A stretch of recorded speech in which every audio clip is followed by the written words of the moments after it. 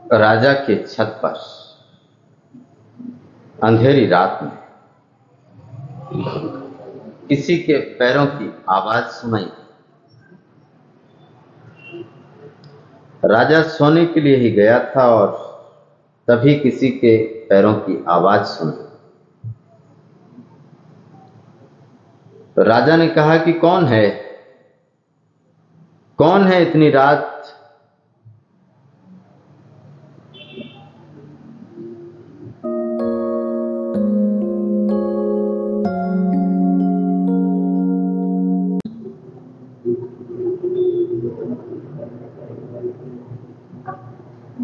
इससे पहले कि मैं अपनी चर्चा शुरू करूं, उस परमात्मा के संबंध में आपसे कुछ थोड़ी सी बातें कहूं। इससे पहले मैं आप सभी का स्वागत करता हूं। अब मुझे जो कहना है उस परम शून्य के संबंध में वो मैं आपसे कहूं।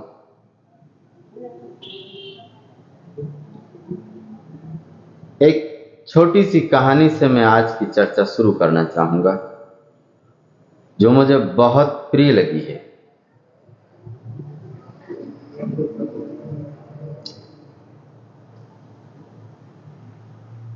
एक राजा के छत पर अंधेरी रात में किसी के पैरों की आवाज सुनाई। राजा सोने के लिए ही गया था और तभी किसी के पैरों की आवाज सुनी। तो राजा ने कहा कि कौन है, कौन है इतनी रात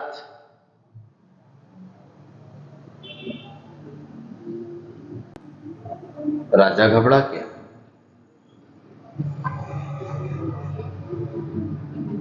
जो छत पे जो आदमी था उसने आवाज दी कि तुम चिंता मत करो, तुम आराम करो,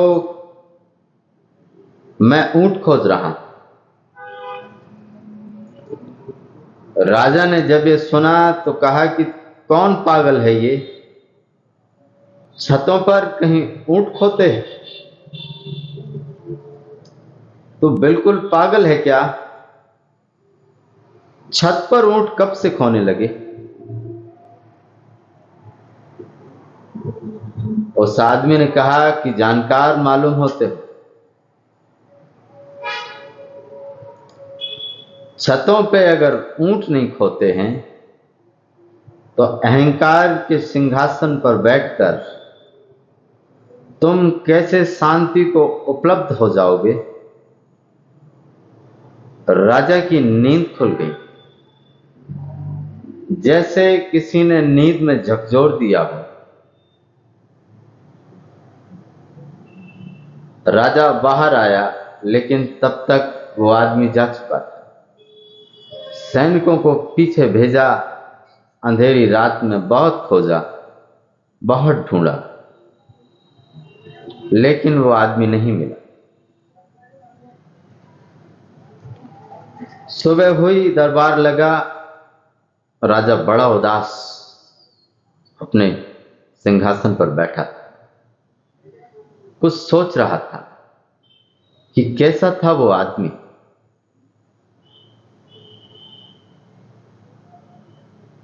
राजधानी पूरी खचाखच भरी हुई थी, पूरा दरबार सजा हुआ था। तभी एक फकीर को दरवाजे पर द्वारपालों ने रोका। द्वारपालों ने कहा कि कौन है पागल, यहां से जा, यहां तेरी कोई जरूरत नहीं है। यहां देखता नहीं राजा का दरबार लगा। उस फकीर ने कहा कि दूर हटो, मुझे इस धर्मशाला में थोड़ी देर ठहर जाने दो। बहुत दूर से यात्रा करके आया हूं, कुछ दिन ठहरूंगा और चला जाऊंगा। द्वारपालों ने कहा कि पागल है, ये धर्मशाला नहीं है, ये राज्य है, महाराज का निवास स्थान है। खबरदार इससे जो धर्मशाला कहा। उस फकीर ने कहा कि दूर हट, हम सीधे राजा से ही बात कर लेंगे। राजा ने कहा कि आने दो उसे। उस फकीर ने कहा कि मैं इस धर्मशाला में कुछ दिन ठहरना चाहता। और राजा ने कहा कि तू तो बिल्कुल ही पागल, तेरी मति तो बिल्कुल खराब हो गई है। इसके पहले तू कुछ और बोले, मैं तेरी गर्दन अलग कर दूंगा। ये मेरा राज्य है, ये मेरा घर है, मेरा निवास स्थान। उस फकीर ने कहा कि इसको ठीक से समझाना होगा। फकीर ने कहा कि मैं कुछ दिन पहले भी आया, तब तो यहां कोई और आदमी बैठा था और वो भी इसी तरह की बातें कर रहा था। अब कहां है वो आदमी? उस राजा ने कहा कि वो मेरे पिताजी थे। उस फकीर ने कहा कि मैं उसके भी पहले आया, तब भी कोई दूसरा आदमी यहां बैठा हुआ, वो भी इसी तरह की बातें कर रहा। उस राजा ने कहा वो मेरे पिताजी के पिताजी थे, मेरे दादा थे। उस फकीर ने कहा कि मैं यहां हर बार आया, न जाने कितनी बार आ चुका हूं, और हर बार मैं यहां कोई दूसरों को बैठे हुए देखता। तुम भी शायद इसी भ्रम में हो, इसी भूल में हो। उस राजा को लगा कि हो ना हो ये वही आदमी है जो रात मेरी छत पर ऊंट खोजने आया। ये जरूरी भी नहीं है कि वही आदमी रहा हो, दूसरा भी हो सकता है।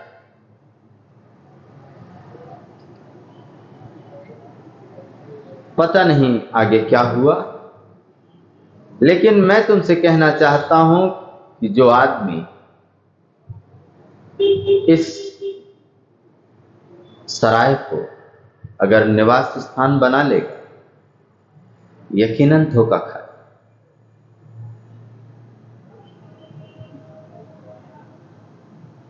और हम तो यहां जन्मों जन्मों से अड्डा जमाए हुए,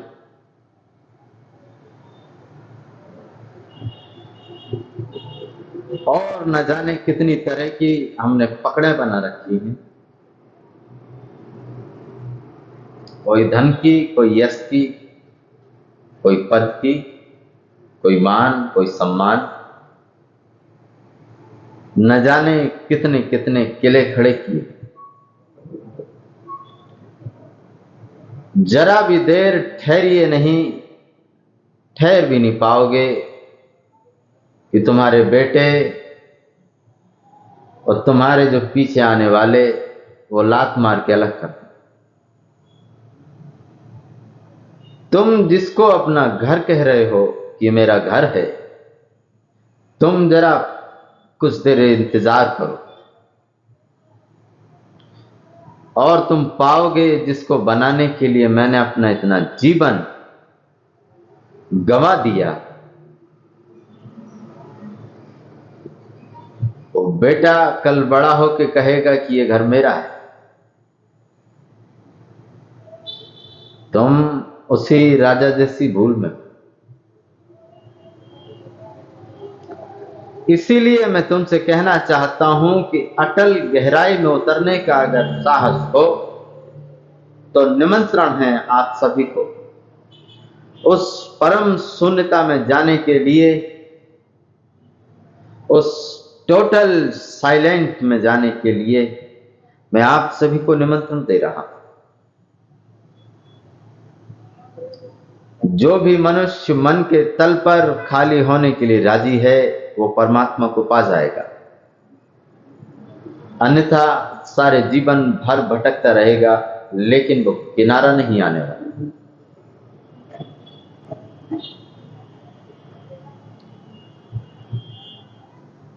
दिन भर के थके मांदे कहीं बॉस की बातें सुनो, कहीं बड़े साहब का कहना मानो, और घर में आके वही झंझट, वही किचकिच, ये सारे जीवन भर का निचोड़ है। यकीनन इसके लिए जीवन नहीं दिया गया है। तुमने गलत रास्ता पकड़ा। यह जीवन आनंद हो सकता था अगर तुम इस जीवन को सही दिशा में ले जाते तो। आनंद बढ़ता जाना चाहिए। हर रोज, हर प्रतिपल खुशी दुगनी हो जाना चाहिए, तो ही तुमने इस जीवन के मूल को समझा, वरना व्यर्थ है। अगर तुम्हें खबर आ जाए कि मेरा जीवन व्यर्थ जा रहा है, तो आ जाना मेरे पास। हो सकेगा तो मैं वो रास्ता आपको बता सकता हूं। जिन रास्तों से होकर मैं गुजरा हूं, जिन रास्तों से होकर मैं चला हूं, मैंने पाया है उस अतल गहराई को। मैं चाहता हूं कि और भी लोग उपलब्ध हों उस चीज को।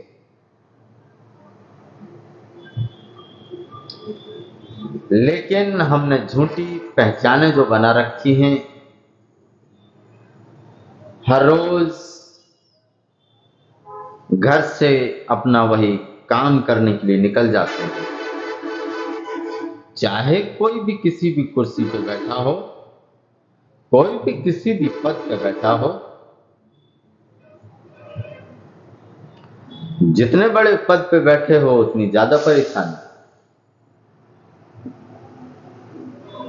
तो घर थके मांदे जब लौटते हो तो घर के सामने जो नेम प्लेट लगा रखी है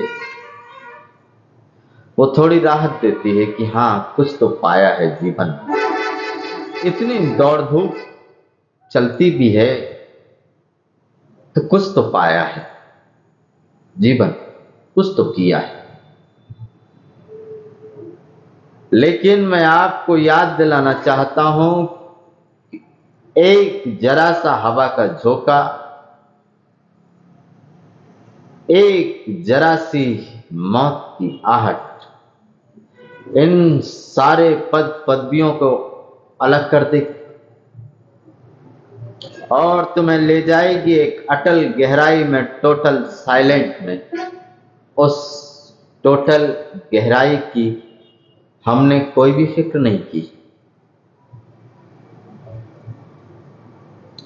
हम तो सदा कुछ होने में लगे हुए हैं।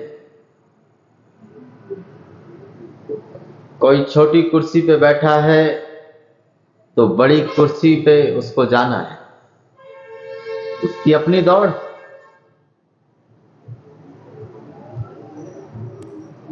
कोई किसी का नाम जाप कर रहा है, किसी को परमात्मा को पाना है, वो उसकी दौड़।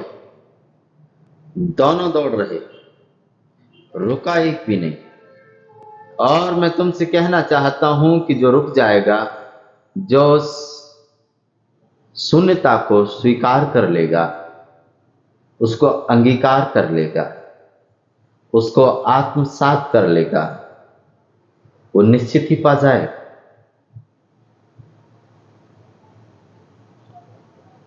तुम लाख खोजते रहो, वो नहीं मिलने वाला। कबीरदास का बहुत प्यारा वचन है, हेरत हेरत हे सखी, आप कोई गई हेरा है। खोजते रहो, खोजते खोजते जिस दिन तुमको मिटने की वो घड़ी आ जाएगी, उसी दिन तुम पालोगे। लेकिन हम तो यहां कुछ होने के लिए लगे। हमारे 10 लाख जाप हो गए हैं, इतनी मालाएं हमने कर ली, इतने व्रत रख दिए, अब तक मिला नहीं, पता नहीं कब मिलेगा। जैसे कि तुम भगवान पे कोई एहसान कर रहे हो। ये दृष्टिकोण छोड़ो। ये दृष्टिकोण बहुत ज्यादा दूर तक तुम्हें नहीं ले जा सकेगा। मैं जिस शून्यता के स्वीकार की आपसे बात कर रहा हूं, उसमें सभी कुछ छोड़ना होगा। सभी कुछ का मतलब सभी कुछ छोड़ना होगा। ऐसा नहीं है कि तुम सभी कुछ छोड़ दोगे, नहीं। जो तुम्हारी मन की पकड़ें बनी हुई हैं, उन सभी को छोड़ना होगा। एक छोटी सी कहानी मुझे याद आई है, वो मैं आपसे कहूं। एक रात एक नदी के किनारे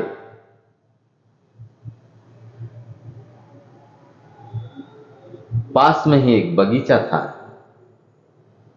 उस बगीचे में 4-5 मित्रों ने खूब जमकर शराब पी। अंधेरी रात थी, ठंडी ठंडी हवा चल रही थी, अच्छी महक उड़ रही थी। वहां वो जमकर पी गए, उन्हें होश ही नहीं रहा। नदी के किनारे कुछ नाव पड़ी हुई थी। उन 5 दोस्तों ने कहा कि क्यों ना इतने अच्छे समय में और आनंद लिया जाए, नौका विहार की जाए, चलो घूम के आते। वो 5 लड़के उस नाव में बैठ गए। सभी ने अपनी अपनी पतवारें पकड़ ली और नाव को चलाने लगे। अंधेरी रात थी, ठंडी ठंडी हवा, और भी मदहोश होते गए, और उन्हें होश नहीं रहा कि कहां तक पहुंच गए। लगता था कि बहुत दूर निकल आए। रात अपने अंतिम पहर पर थी, सुबह होने ही वाली थी। पूरी रात नाव चलाते रहे। सुबह जब उनका नशा उतरा तो किसी ने देखा और कहा कि हम सारी रात नाव चलाते आए, पता नहीं कितनी दूर निकल आए हैं, इसका कोई पता नहीं। अब हम वापस कैसे जाएंगे, किस दिशा में है, कोई खोज खबर नहीं। तभी उन 5 ने देखा कि जहां हम चले थे, नाव तो वहीं की वहीं। रात नशे में नाव की खूंटी छोड़ना भूल गए। नाव बंधी थी रस्सी से और वे उसको छोड़ना भूल गए। सारी रात नाव चलाई, बड़े परेशान, बड़ा श्रम लगाया, मगर नाव कहीं नहीं पहुंची। नाव जहां की तहां। ये जीवन में तुम जितना भी जोर लगा लो, कितना भी तुम कुछ भी कर लो, कितना भी धन कमा लो, कितना भी पद कमा लो, कितना भी यश कमा लो, मैं तुमसे यकीन से कह सकता हूं कि तुम्हारी नाव जहां से चली थी वहीं अटकी। तो जन्म, मृत्यु, तुम जिंदगी भर कितनी भी दौड़ धूप कर लो, तुम्हें आना होगा वहीं, उस गहराई में, उस खाई में। गिरना तो होगा, गिरना ही होगा, तो उसकी तैयारी, उसका प्रशिक्षण होना चाहिए। और मैं तुमसे कह देता हूं कि अगर मौत का इतना डर है, मौत इतना नहीं डरा सकती, क्योंकि जिसे तुम जानते नहीं हो, जिससे तुम कभी मिले नहीं हो, जिसको कभी तुमने जाना नहीं, उसके संबंध में डर कैसा? डर तो तुम उसी से सकते हो जो तुम जानते हो।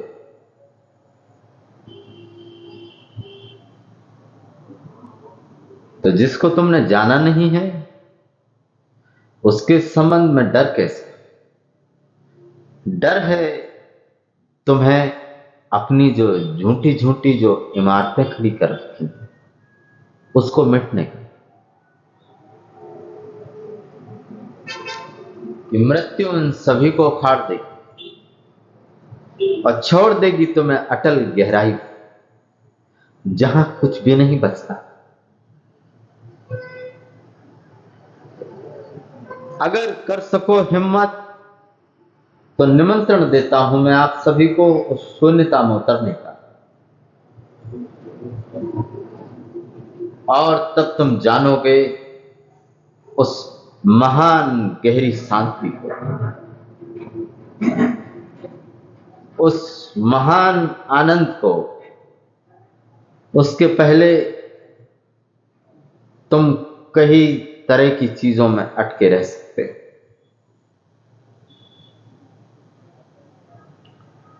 तुम किसी का नाम पकड़ सकते हो, वो भी इतना अकेले नहीं होने देगा। अकेले होने का मतलब है, शून्य होने का मतलब है, कोई भी पकड़ नहीं। डर तो निश्चित लगेगा, क्योंकि उस अकेले ना होने की वजह से ही तो ये सारी दुनिया का विस्तार हुआ है। तुम सोचो, कभी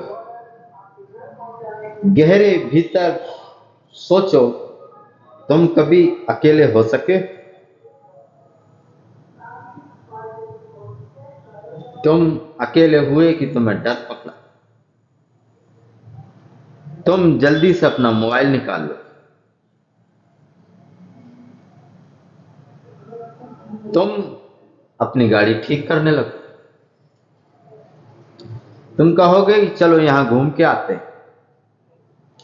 वो खालीपन तुमसे झेला नहीं जाए। वही प्रकृति का वरदान है तुम्हारे।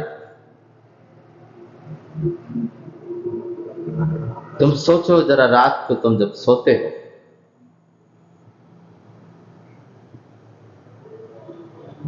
उस गहरी नींद में कोई भी नहीं होता, यहां तक कि तुम भी नहीं होते। नींद में ही जाना है तुमने आनंद, जागकर तो तुमने सिर्फ उपद्रव के और कुछ भी नहीं किया। अगर मनुष्य के जीवन में आनंद के अगर कोई दो चार क्षण भी हैं, तो उसमें नींद प्रथम है। लेकिन अब अगर देखा जाए तो करीब करीब हमने रात को भी दिन बना लिया। इतनी खोज, इतना काम, इतना श्रम, इतना पागलपन कि हमने रात को ही विदा कर दिया है, और धीरे धीरे हम रात को दिन बनाने में पूरी तरह से सक्षम हो जाए। और फिर तुम यकीन मानना कि आदमी के जीवन से आनंद ऐसे उड़ जाएगा। फिर कोई भी आदमी कह नहीं सकता है अपने जीवन में कि मैंने आनंद को कभी देखा या पाया। और ये होगा किस लिए? ये होगा हमारे पागलपन से, कुछ होने की दौड़ से।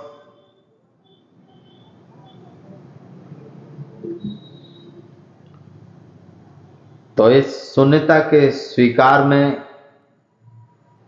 इस चौथे सूत्र में मैं आपसे थोड़ी सी बातें करना चाहूंगा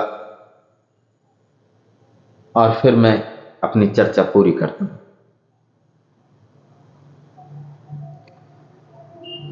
एक राजा के 3 लड़के थे। 2 अभी पैदा नहीं हुए और एक पैदा होते ही मर गया। वो तीनों दूर देश की यात्रा पर निकले थे। 2 पैदा नहीं हुए, एक पैदा होते ही मर गया। जब दूर देश में पहुंचे, 3 अलग अलग देश, 2 अभी बसे नहीं थे, एक बसते ही उजड़ गए।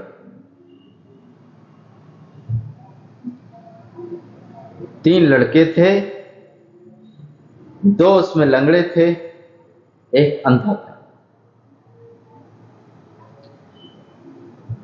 ये कहानी ऐसे ही चलती है, चलती जाती है, चलती जाती है। इस कहानी का कहीं अंत नहीं आता। मैं इसे आपसे कैसे कहूंगा, क्योंकि इसका कोई अंत नहीं, ये बस ऐसे ही बढ़ती जाती है। ऐसे ही हमारी जिंदगी है। जिंदगी में 2 सूत्र हैं, एक भविष्य जो अभी आया नहीं, एक बीता हुआ कल जो बीत गया, जो अब रहा नहीं, और एक है वर्तमान जो अभी चल रहा है और चलते ही मर जाए।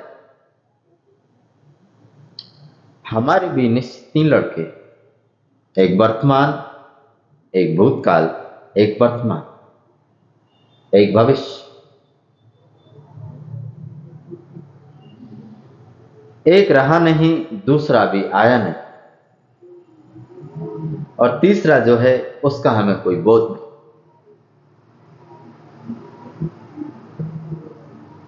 फिर यह मनुष्य जाति पूरी तरह से दुख से भर जाए। इसका कोई कारण नहीं है। आप चाहे कुछ भी करें, अगर हमारी आंख इस वर्तमान, इस मोमेंट को पकड़ने में अगर सक्षम नहीं है, तो हमारी सारी शिक्षा पूरी तरह से बेकार। जीवन है यही, इसी क्षण, इसी मोमेंट, इसी पल। जीवन के अतिरिक्त और कोई आनंद नहीं हो सकता।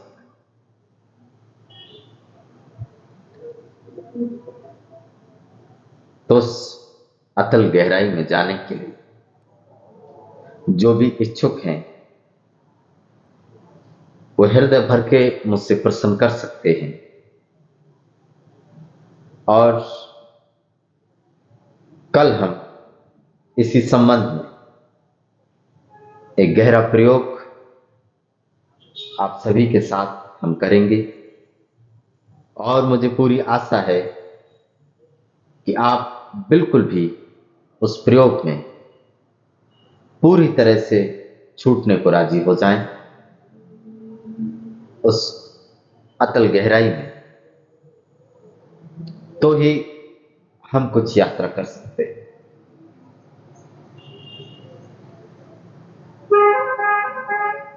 चलते चलते अपनी बात पूरी करते हुए आखिरी एक छोटी सी कहानी मुझे और याद आई है, वो मैं आपसे कहूं, फिर मैं अपनी बात पूरी करता हूं। एक अंधेरी रात, अमावस की रात,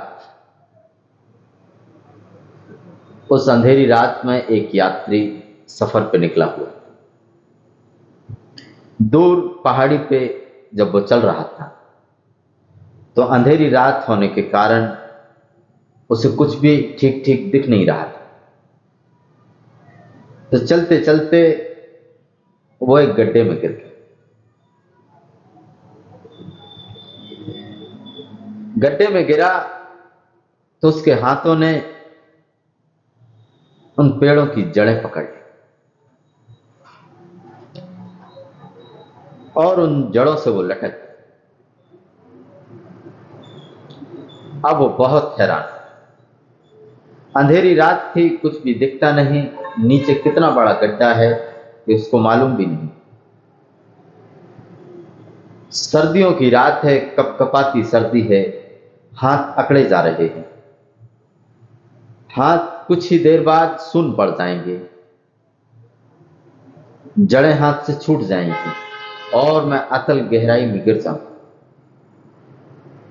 बड़ा परेशान, हैरान,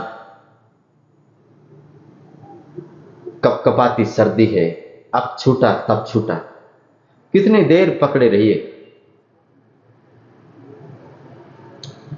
हाथों में बल भर जाएगा और छोड़ देनी होगी। तो उसके हाथ अकड़ना शुरू हो गए हैं।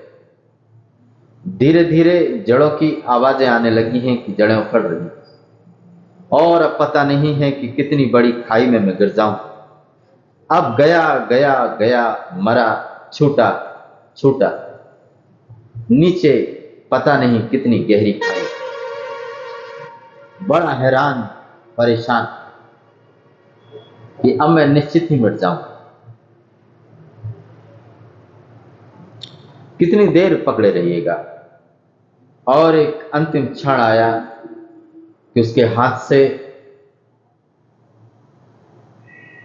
उस जड़ों का छूटना हो गया। उसके हाथ छूट गए और वह एकदम से नीचे आ गया। नीचे गिरते ही उसने देखा कि गड्ढा तो है ही नहीं। अंधेरी रात के कारण उसे कुछ भी नहीं दिखा। तो उसको लग रहा था कि बहुत बड़ी खाई है। वो बहुत छोटा सा गड्ढा था। वो जैसे ही कूदा, जमीन आ गई और तब वो पागलों की तरह उस गड्ढे में हंसा। अंधेरी रात कि कैसा पागल था मैं, कैसा मूर्ख था मैं, इतनी देर मरता रहा, इतनी देर मेरे प्राण अटके रहे कि पता नहीं अब कितनी गहरी खाई में गिर जाऊं। ये तो जमीन आ गई। तब वो खिलखिला के हंसा।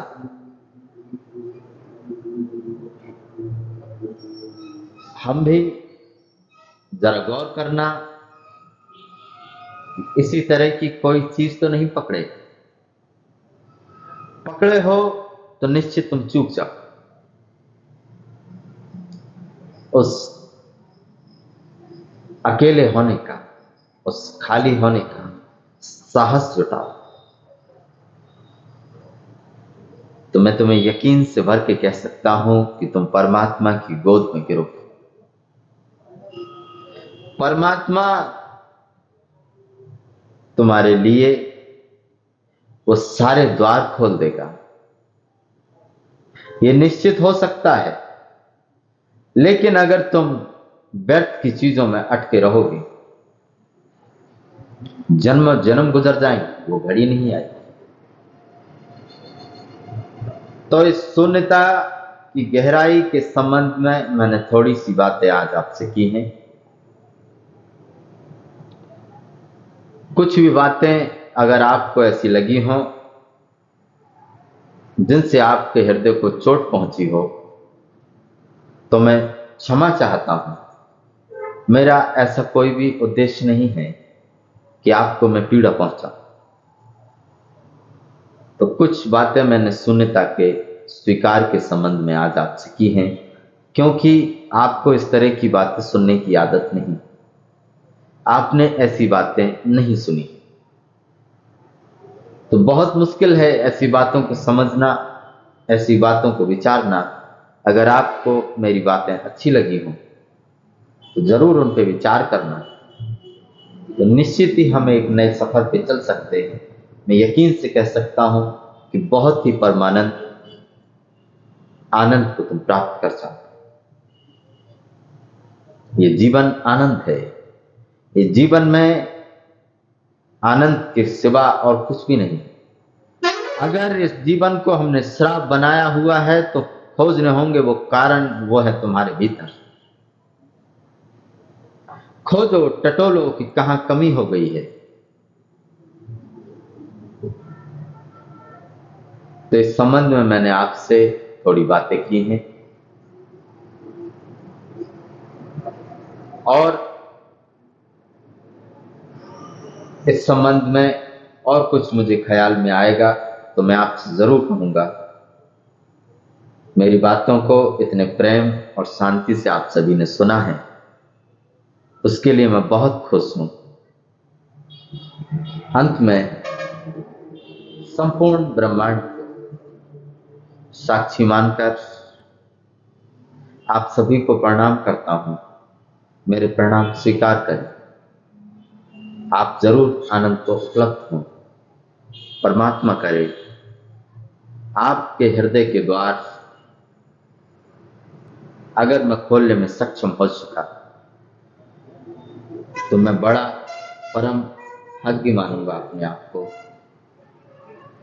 एक के भी जीवन में अगर परम आनंद घटने को अगर कोई तैयार हो जाए तो कोई कारण नहीं है इसका कि आप उपलब्ध नहीं हो सकते। खोजना वो कारण जिनसे हम अभी तक नहीं पा सके। क्या रुकावट रही हमारे पाने?